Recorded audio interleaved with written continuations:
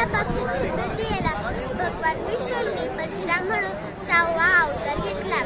मत्स्य, कूर्म, वराह, नृसिंह आणि वामन हे त्यांचे पहिले 5 अवतार. परंतु परशुराम हे पुरुष मानव म्हणून विष्णूंचा 6वा अवतार ओळखले जातात. परशुराम हे सप्त चिरंजीवांपैकी एक असूनही त्यांचे जन्मनाव राम आहे.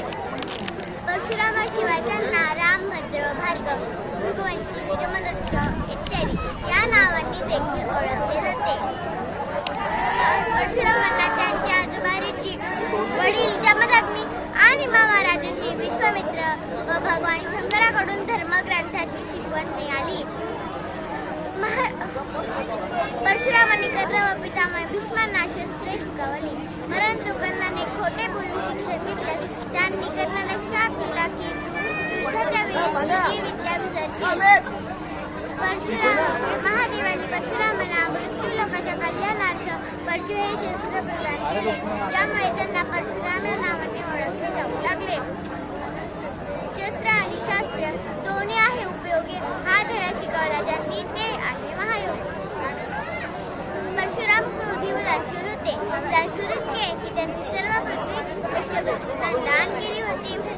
विवाहानंतर सत्यवतीला भृगु ऋषींनी 2 फळे दिली आणि सांगितले की ऋतुस्नानानंतर तू उंबराच्या झाडाला आणि तुझ्या आईला पिंपळाच्या झाडाला आलिंगन द्यायला सांग आणि मग तुम्ही ही फळे खा.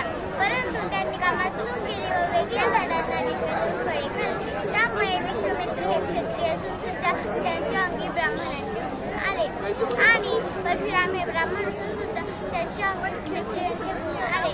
म्हणून परशुरामांना शरादपी व शापादपी असेही म्हटले जाते. एका कथेनुसार जेव्हा राहायला जागा उरली नाही तेव्हा सह्याद्री पर्वताच्या एका गुहेत बसून वरुण देवाची तपस्या सुरू केली. वरुण देवाने प्रसन्न होऊन त्यांना दर्शन दिले व सांगितले की तुझी कुऱ्हाड समुद्रात जिथे पडेल तितके पाणी पृथ्वीचा भाग तयार होईल. म्हणून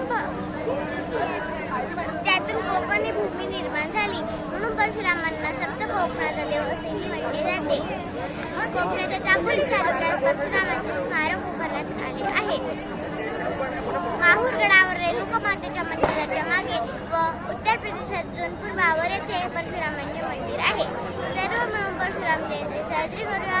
परमेश्वराचे नाव घेऊन त्याची स्तुती करूया. मागू आशीर्वाद घेऊन त्याचे नमस्कार. जय परशुराम, जय परशुराम, जय परशुराम.